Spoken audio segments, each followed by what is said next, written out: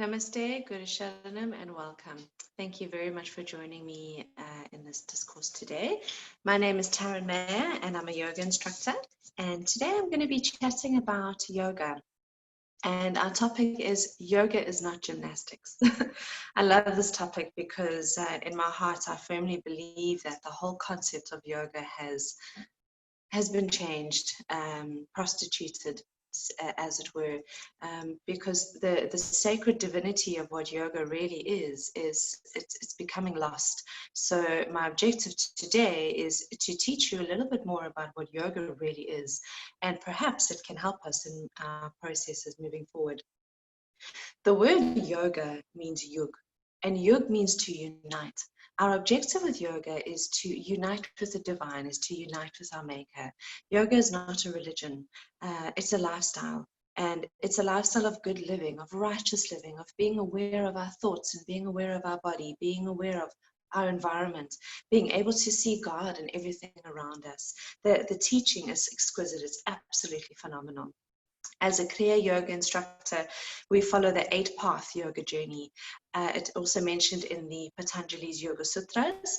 And the 8-path yoga journey is described as: first step is yam, your second step is your niyam, your third step is your asana. Your asana are your yoga postures, and that is what we see. Asana is only 1/8 of the entire yoga journey, but yet when you look up yoga, all you find is gymnastics, all you find is postures, people doing all of these amazing poses in these beautiful outfits, amazing makeup, but then we lose the whole concept of what yoga really is. Step 4 is our pranayama, our breath. Step 5 is your pratyahara. Step 6 is your dharana, your contemplation. Step 7 is your dhyanam, which is the meditation. And step 8 is the samadhi. What samadhi means is achieving that state of absolute bliss, eternal bliss. And that's ultimately what we want. We don't want to live in a space in our minds where we can feel miserable and upset and irritated. We want to be able to find the answers from within. And in the Bible, it says, "Be still and know that I am God." And once we focus on this idea and being still, it will be much easier to just take control. Now, in the Kriya Yoga journey that we practice, there is a series of 18 postures that we do. I'm not going to do all 18 poses today. In fact, after I've chatted to you about these various concepts, I'm only going to demonstrate 2 postures, 2 very, very easy poses that anybody can do to assist with better blood flow, to assist with healing your body, to get your body ready for meditation, because our goal is to be able to sit comfortably and meditate without feeling all these funny aches and pains within your system. So let's get started. So our first 2 areas of our yoga journey is your yam and your niyam, broken down, and just to help us remember what they are, we call them our 10 commandments of yoga. So the first 5, your yama, is your first 5 aspects. So these are your restrictions. And then your second 5 aspects, your niyam, those are the things that we should be doing, the rules that we should really be following. And the number 1 rule of yoga, the number 1 aspect of yama is ahimsa. Ahimsa means non-violence. Non-violence in everything that we do. Hence why most people who practice a true yoga journey are vegetarian. You can even take it as far as becoming completely vegan, because you're wanting to prevent violence. You're wanting to slow this aspect of violence down. Violence also includes things in the way that we speak, in the way that we think. So we don't want a situation where we have bad thoughts, but yet we speak in sweet words. Eventually, those sweet words will become sour. We need to purify the mind and clean the mind so that we are able to have pure thoughts, clean thoughts. And the beauty about ahimsa is that it teaches us to be aware, to watch what we think, to watch what we say, to watch how we behave with other people, even in situations of frustration and anger. Now during lockdown, there's a lot of stress, there's a lot of anxiety, there's a lot of unsurety going forward. And we've seen that people respond to stresses in very various different ways, and it often results in violence. So if we can just be very aware, calm our thoughts down, try to take control of what we're thinking in order for us to speak better, then we are able then to calm down the various areas when we experience those moments of stress. Number 2 is satya. Satya means truthfulness, to speak the truth only. Speak only the truth. But in the notes that I've written here, this is really beautiful, so I'm going to read this to you. Satya, to speak of, write about, and believe in the thing that really is and constitutes truth. In actual life, one should first establish reality, then accept and believe it, and thereafter practice it in thought, word, and action. One should not think, speak, and act differently. However, daily life should be practiced with caution and right understanding, making sure that we are continuously speaking the truth. In step 3, we talk about asteya. Asteya means non-stealing. So, of course, we know non-stealing of the various things around us, but also it's non-stealing of ideas. It's non-stealing of intellectual property. It's non-stealing of energy. We have many situations where, you know, you'll have a discussion with a friend, or I'm pretty sure you are very familiar with the whole concept of energy vampires. You know, you meet somebody or a group of people, and when you walk away from them, you feel completely drained, you feel completely exhausted, and you actually don't even want to really spend time with them, whether it's a family member, maybe it's even a close friend. And it could very possibly be that there is not enough of an exchange. There needs to be an energy exchange in everything that you do. So when you are encountering or interacting with people, there needs to be some kind of equal exchange in that process. Otherwise, that conversation or that encounter together won't be as beneficial as it should be. Later on, if we do study yoga, we will talk more about working for the fruits of your actions and studying the Bhagavad Gita and understanding what your duty actually is. But that's a little bit beyond the scope of our topic today. However, asteya, non-stealing, we want to make sure that we keep our own ideas, and we're not lying and stealing somebody else's idea and adopting that as our own. Step 4 is brahmacharya. Brahmacharya means celibacy, but my Gurudev describes this aspect of our yama process as something slightly different. So if we break down the word brahmacharya, the word brahma means God. Acharya means spiritual aspirant. So if we put them together, we can interpret it and say, well, see God in every person around you. See the person next to you as a divine being, as a divine aspirant who's also wanting peace, who's also wanting love. And if we start seeing everybody around us in that light, automatically we will start to feel a sense of compassion, a sense of love, and automatically the violence level drops. So if we can look around and try and focus on seeing God in everything around us, we will get to the point where we will see God in everything around us. Really, really beautiful.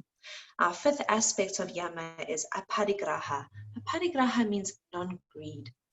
And what we've written here for you is non-greed means the absence of a tendency and greed to acquire more of our material possessions. One should limit one's desire and practice restraint in the use of daily requirements and avoid the use of objects of pleasure as much as possible. Now, the reason we say that is because we should really get to a point where you should take what you need. And this includes taking care of Mother Earth. We know, everybody knows, people who are watching this video, everybody knows that as human beings, we are parasites to this planet. We take more than what we really need. We abuse what we really need. So in yoga, we are being taught that, you know what, you don't need so much material stuff. We should be focusing on our divine spirituality, because when we die, we obviously can't take any of that with us. The only thing we can take with us is our divinity, is our spiritual journey, because that is our relationship with God. So to recap on the concepts of yama, we have ahimsa, which means non-violence. We have satya, which means truthfulness. Asteya means non-stealing. Aparigraha, which means non-greed, and brahmacharya, which means seeing God in everything around you. Moving on to step 2 of our yoga practice. So step 2 is your niyama. So your niyamas are the things that we should be doing on a daily basis in order for us to attain and achieve the state of divine bliss. So the first story of the niyama process is saucha. Saucha means cleanliness. It is of two types, internal and external. One should clean internally by renouncing possessions and vicious desires, and externally by appropriate use of water and other cleaning agents. So, of course, we need to keep our internal environment clean. So what that means is that we need to make sure that we are not staying in places that are too polluted. We need to make sure we're eating clean, so we don't want to eat too many preservatives and too many processed sugars and too many poisons that go into the body. And just a little bit off topic, and while we're chatting, is that you know, in the work that we do, we pick up a lot of heavy metal poisoning, even formaldehyde poisoning, and I couldn't understand where all these things were coming from until I realized that heavy metals and formaldehyde is used in pesticides. So often people who live in near golf courses that are being sprayed continuously will have continuous headaches or sometimes tummy issues. So it's important to make sure that you're eating clean. Coriander is a really beautiful product to eat on a daily basis to assist with cleaning your brain and removing heavy metals. Even wild blueberries. Wild blueberries are very good for the guts and also assisting with cleaning the whole internal environment. But of course, we need to keep our external environment clean as well. In the Bhagavad Gita, when we're talking about meditation, or when we're being taught about how to set up your meditation space, the very, very first part of the verse says, find a clean space, including clean energy. So for example, if you're wanting to practice meditation or your yoga, you need to find a space in your home where the area is clean. It's a space where there is not too much foot traffic. It's a space where you can sit and there isn't too much disturbance within the area, the physical area with regard to dust and cleanliness, but also the energetic area. We don't want too much traffic flow through that area because it will then eventually disturb our meditation. It will be difficult for us to concentrate and relax. Moving into step 2 is santosha. Santosha is contentment. It means the absence of desire to possess more of the necessities of life that are necessary for our preservation. It implies that one should work honestly and to one's full capacity and then be satisfied with the results of one's effort. It is a state of mind and an inner mental peace. Contentment is the absolute greatest wealth. Really, really beautiful. Now, step 4 of our yamas is, step 3 of our yamas is your tapas, which is your austerity. This is where our discipline comes in, and making sure that we are disciplining the mind and controlling the mind so that we don't become caught in the cycle or in this trap of violence around us. Tapas is the capacity to face all odds and difficulties in the performance of righteousness. It implies that one should have the strength and fortitude to remain unaffected by the opposites of life. In short, the practice of good conduct in the face of all difficulties is tapas. However, it does not imply willing infliction of pain on the body. So tapas as well is also intensive practice. So if you are quite learned with the yoga aspect, or if you've been practicing yoga for many years, you would have learned about various sages and saints who went into very many years of deep, deep, intensive practice where they would meditate for 22 hours a day, or go for lengthy periods of time without eating or drinking anything, or really push the body to the limits. And the reason they did that is to assist with controlling the mind. And I'm sure you understand the concept of strong body, strong mind. Hence why we start with our yoga asana, because we're wanting to create this inner shift so that we can strengthen the mind. So intensive practice is also a very important form of discipline. We're wanting to get ourselves into a space where we can discipline the body. And then from there, it's much easier to discipline the mind. Moving into stage 4 of our niyamas, this is pratyahara, study of good literature, and this also includes self-study. So studying yourself, understanding who you are, and asking yourself the question, who am I? What am I? Where am I? And also studying of divine spiritual scriptures. And this is across all religions. This is why I love this yoga practice so much, is that it encompasses all religions. So it's not a religion, it's a lifestyle. So if you are following the Muslim faith, study your scriptures, learn the scriptures, understand the scriptures, so that when you're having a conversation with somebody, it's easier for you to quote. If you follow Christianity, study the Bible and use that Bible for your internal reflection. No matter what religion you're following. And also, this verse encourages us as well to study other aspects as well, because as a Hindu person, if you study a little bit of Christianity or if you study a bit of Islam, it will teach us a sense of tolerance, because we'll have a better understanding of other people. As a Christian person, it's important to study and to learn more and get more information of other cultures and other religions, because once we understand and we can have an amicable conversation without it leading into an argument, which tends to happen, especially in situations of intensive passion, we will then go back to this concept of nonviolence.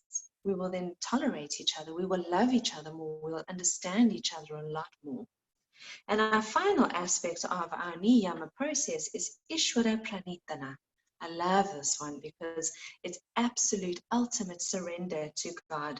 It means total dedication of all thoughts and actions to the Supreme. In other words, it involves absolute faith in God. It means resignation to the will of God. One has to first understand the true concept of God, His nature and the attributes, and accept Him as Guru and guide. It includes true and sincere worship of God and complete dedication to Him with full faith, love, and devotion. Now, this is rule number 10, because we're wanting to get ourselves into the state of true love, of this divine love. And as you develop and as you grow in this journey of yoga, we learn that God is about consciousness. It's about unity. It's about this divine space that's continuously around us. It's omniscient, it's omnipresent, it's omnipotent. It's this absolute, gorgeous, amazing energy of love and bliss. And that is what we really want ultimately. So what I've just discussed now, these 10 rules, our 10 commandments, are the first two aspects of yoga, your yam and your niyam, before you even get onto your yoga mat. And, I really hope and wish that this video can be shared so that a lot more people can learn. And I'm not here to convert you. I'm just helping you to understand what the true journey of yoga really is. Now, moving on to step 3 of our yoga journey is our asana. Asana is our postures. Now, the reason we wanted to do the postures is so that we can strengthen the spine, strengthen the core, so that we are able to sit comfortably for extended periods of time in meditation. But also, the postures that we do assist with healing the body.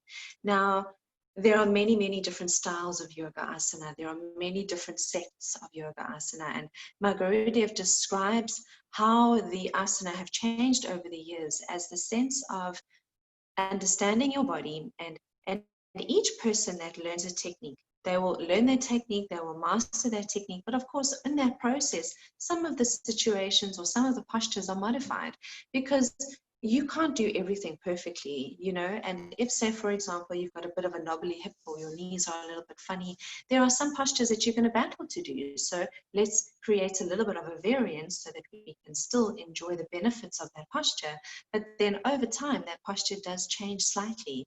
So what then happens is, let's say, for example, with me, I have studied the Kriya Yoga under my Gurudev Swami Shankarananda Maharaji. And let's say, for example, I have an injury on my shoulder and I can't do the salutation anymore. So I'll create a variant or a modification of that so that I'm still able to do some version of that salutation to experience that benefit. And over the years, maybe I'll call it Tarryn's Yoga. So you will see Iyengar Yoga, you will see Bikram Yoga, you will see Hot Yoga, you will see Chair Yoga, you will see Yin Yoga, Restorative Yoga. So that's just pretty much how we evolve and change over time. So there's nothing wrong with that. It's once you find your bliss, you want to share that bliss with everybody else. So in the Kriya Yoga tradition, so we practice a series of 18 poses, and those poses are not designed to lose weight or to build a six-pack. The poses are designed to heal the body. We're wanting to flex and stretch. We're wanting to heal the organs. We're wanting to be aware of where the organs are, so that if there is something wrong internally, then we know what the issue is, so that we can rectify it and sort it out. The body is, this machine that we live in is such an amazing, miraculous tool, and we need to look after it. God has given us this machine that heals on its own. As long as we give it the right stuff, it will get better. And our body's objective is to get into a state of balance. And this is what our yoga postures do. It helps to balance the meridians. It helps to balance your chakras so that we're able to get out of this depression or get out of this stressful kind of state so that we are able to focus and enjoy our meditation. Step 4 of our yoga practice is your pranayama. Pranayama is described as the scientific art of mastering your breath. And our pranic energy, our life force energy, rides on the wave of this pranayama, on the wave of this breath. Now, you will notice that, of course, I'm sure you've noticed that when you're feeling upset or angry, the first thing people will say to you is take a deep breath or count to 10 or breathe slowly just to help calm your body down. Even when you're exhausted or if you're really struggling to concentrate, taking a walk outside, getting a breath of fresh air helps to re-energize your system so that you feel good and you feel confident again, and then you're able then to continue with your day. There are many, many types of pranayama techniques. I'm going to teach you a technique today that's very easy, very simple to practice, that helps us with keeping the body calm and keeping the mind calm. So we call this matrika pranayama. Matrika means mathematical formula. So when you breathe, we breathe in 4 stages. We breathe in, we retain, we exhale, and we retain. That 4-step process is one breath. So in the matrika pranayama, the mathematical formula, we can manipulate that 4-step process to whatever we want to do. Now, today we're going to do something very simple because we want to create a sense of balance. Very easy to practice. You can even teach it to children. So matrika pranayama, we're going to work with a ratio of 4-0-4-0. All that means is we breathe in for 4, we breathe out for 4. There's no breath retention at all. And what I love about this is that it really just calms the mind down, calms the body down completely. So sit up straight for me. Place your hands on your knees if you can, or keep your hands on your lap. Posture upright, close your eyes. Take a deep breath in through the nose and out your mouth. Let's begin. Breathe in, 2, 3, 4, out, 2, 3, 4, and in, 2, 3, 4, out, 2, 3, 4, and in, 2, 3, 4, out, 2, 3, 4, and in, 2, 3, 4, out, 2, 3, 4, in, 2, 3, 4, out, 2, 3, 4, one more, in, 2, 3, 4, and out, 2, 3, 4, and relax. Open your eyes. Don't you feel a little bit more relaxed, a little bit more calm? I really hope so. Okay, so moving on to our next stage. So the next step of our yoga journey is called pratyahara. Pratyahara, we sort of dub this as the last limb of yoga because this area of yoga is often forgotten. And pratyahara basically means withdrawal into your mind, withdrawal into the true tranquility and the bliss of your mind, in the ocean of this divine bliss of what your mind really is. And in order for us to practice this pratyahara, we need to shut off these windows and the doors to the world. Hence why when we're practicing pranayama or meditation, we close our eyes because we're wanting to avoid any kind of distraction. Meditation allows us to get to a state of absolute focus. And if we are too distracted, we're not going to be able to focus. What pratyahara also teaches us is that we mustn't allow all the noises and all the disturbances of our external environment to affect our yoga, to affect our meditation. So it teaches us discipline. It teaches us to control the mind. So just as an example, let's say you wanted to sit to meditate, but you can hear your neighbor or you can smell your neighbor's cooking. And often we think, oh my goodness, that smells absolutely delicious. Somebody is cooking a really awesome meal. Now, in the normal day, that's perfectly fine. There's nothing wrong with it. But if you're practicing your meditation and then you hear this, you smell the smell, and it distracts you, it moves you away from the focus of what it is you're trying to achieve. The same thing with sounds. Often if you're sitting to meditate, then you hear the traffic outside, or the birds are making a noise, or the dogs are making a noise, or whatever the noises are around us, it can distract us. So the key with pratyahara is to not allow this external environment to distract us. We're wanting to maintain this point of focus and sense of focus. The next step of our yoga journey is your dharana. Dharana means contemplation. So finding something to focus on. So we contemplate before we meditate. Okay. In the Holy Bible, the word meditation is mentioned numerous times, and in various discussions with ministers and priests, often it's interpreted as contemplation. So let's contemplate on what has happened today. Let's take this concept, whatever this concept is. Maybe it's a problem at work, maybe it's a problem in your family, maybe even if it's a healing issue within your body. Let's concentrate on that area, let's contemplate on that point, so that we are able to eventually get to a space of complete stillness. Contemplation is a very, very important aspect of our yoga journey, because it teaches us discipline once again. In true meditation, we're wanting to still the mind completely. Be still and know that I am God.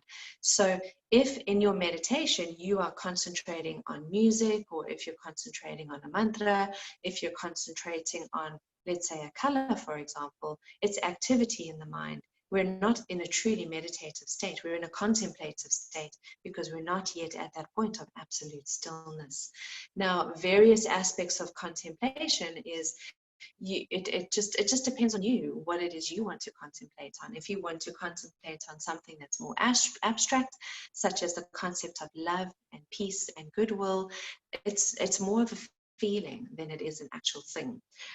What you can also do is perhaps contemplate on a sentence, a verse, a phrase, or even an image that brings you peace and love. Contemplate, focus on that, and in that process we can also answer questions that we're battling with in our lives. And step seven is our second to last step in this yoga journey. This is your dhyanam. This is your meditation. And in the yoga practice, we learn that there are various types of meditations, and we break it down into arupa and rupa meditation. So rupa means seed. It's using something to concentrate on, like the flame of a candle, or maybe a photograph or a picture. So this then overlaps with our contemplation, with our dharana idea. And eventually because we need something to concentrate on. We need to give the mind something to focus on. Otherwise, the mind's going to jump around and go all over the place. And eventually, we want to get ourselves to a state of arupa meditation without seed, being able to close your eyes, practice your meditation, and maintain still. Get into a space of complete stillness, so that we are able to enjoy the true meditation. And our final stage of yoga is Samadhi. Samadhi is absolute bliss. And imagine being in this state of bliss where nothing can bother you. You're not fussed about where your next meal is coming from. You're not fussed about whether your clothes have holes in them. You're not fussed about all the externalities that we really have no control about.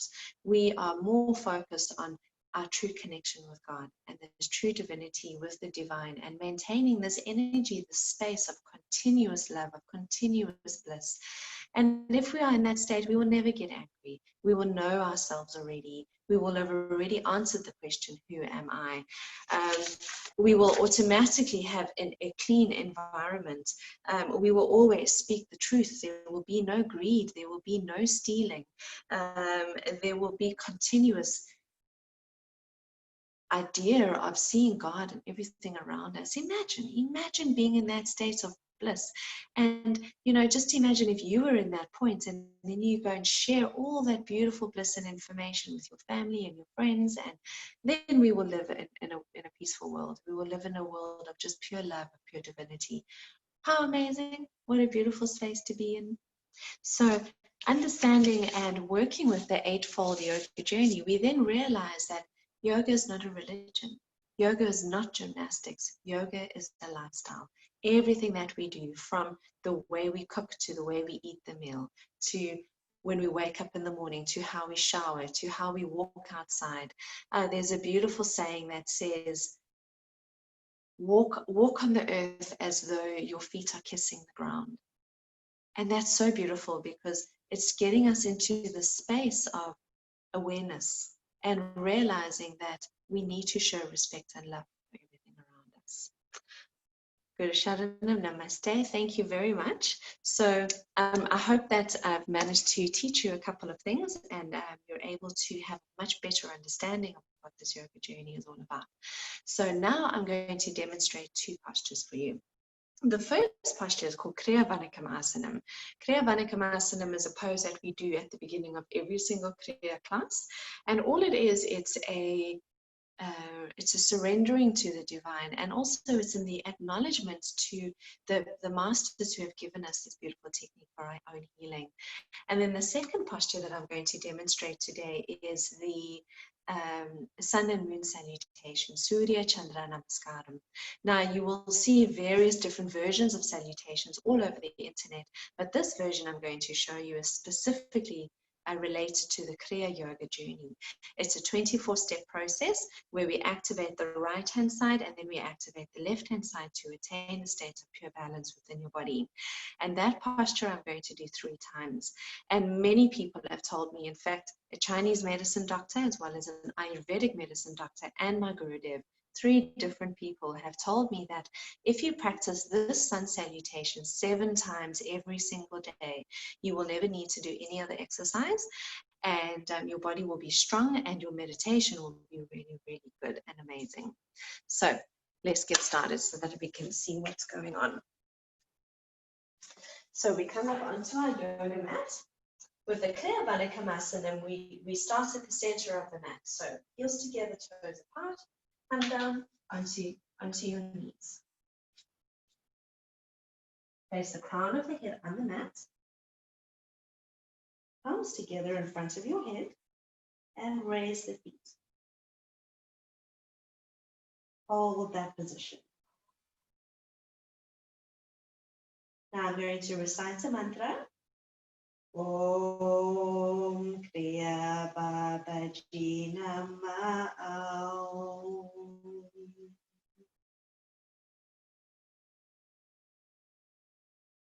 Lower the feet. Bring the hands to the sides. Slowly raise the head and stand.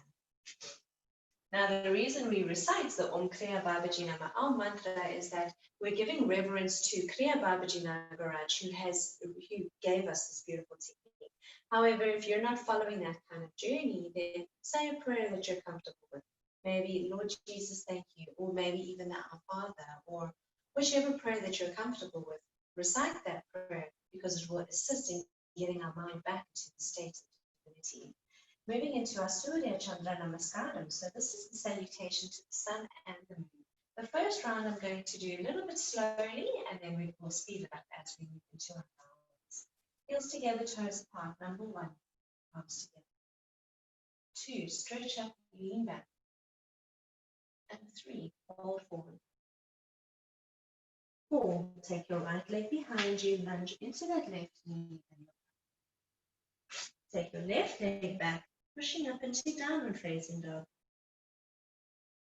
Knees down, chin chest to the ground. Now here, keep the buttocks raised, relax the hips, straighten the arms and lift into cobra. Curl the toes in, lift the buttocks into downward facing dog. Try to flatten your heels. And now bring the right leg forward as far as you can. Look up. Left leg forward. Straighten up, hands in the air, and palms together. Other side, stretch up, lean back, and fold. Now take the left leg back, lunging into the right knee, look up. Right leg back, downward facing dog. Knees down, chin chest to the ground. And downward dog. Bring the left leg forward, look up. Right leg forward. Straighten up, hands in the air. Palms together and rest. Moving into the next round. So now we're going to focus on our breath. So we're wanting to move with the breath, and it's teaching our body and the mind a sense of discipline. So we start heels together, toes apart. Number 1, breathe in. 2, breathe out. 3, breathe in. 4, right leg back, breathe out. 5, breathe in. And 6, breathe out. 7, breathe in. 8, breathe out. 9, right leg forward, breathe in. 10, breathe out. 11, breathe in. And 12. 13, breathe in. 14, breathe out. 15, breathe in. 16, breathe out. 17, breathe in. 18, breathe out. 19, breathe in. And 20, left leg forward, breathe out. 21, breathe in. 22, breathe out. 23, breathe in. 24. One more round. Heels together, toes apart. Number 1, palms together. 2, stretch up. And 3. 4, right leg back. 5. 6. 7. You can lift your knees off the floor if you can. 8. 9. 10. 11. 12. 13. 14. 15, left leg back. 16. 17. 18. 19. And 20. 21. 22. 23. And rest. Now lay down on your back.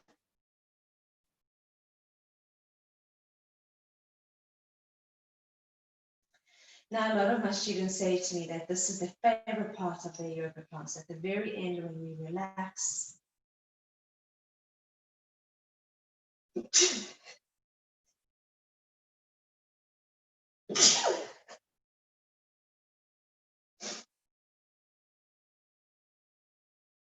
but here in our corpse position, in our complete peace and relaxation pose, we're wanting to attain a state of conscious peace. We're not wanting to fall asleep. So when you're practicing this position, separate your feet so that your heels rest on the corners of the mat, hands to the sides, palms facing upwards. And here you can really relax completely. Focus on your breath.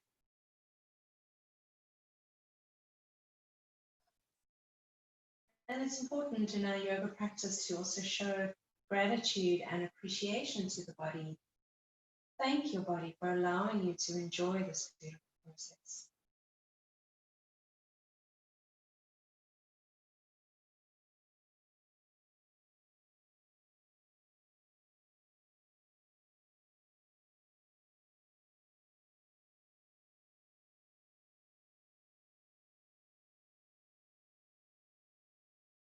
Now breathe in, stretch the hands above the head.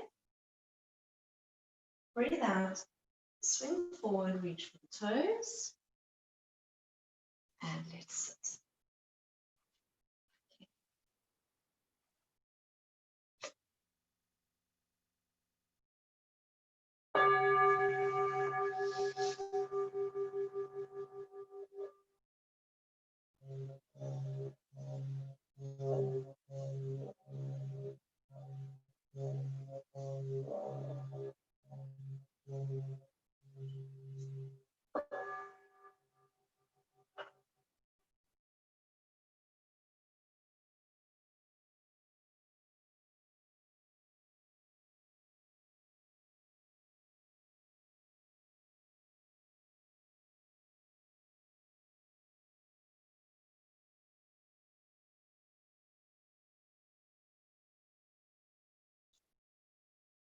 Namaste,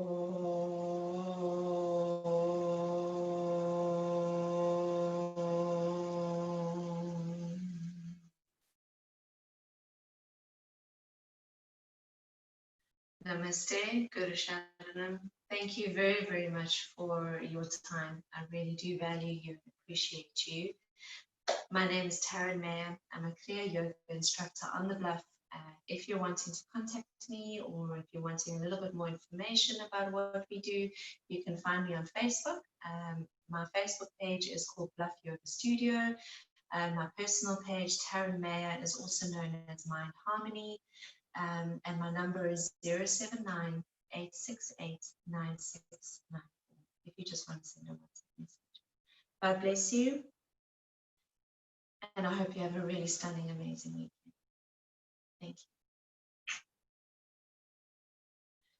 In the radiance of Babaji, in the light of our Gurus, in the glory of Jesus Christ, and in the mercy of Allah, we, the divine children of this universe, the divine children of Kriya, thank you for this time and this togetherness.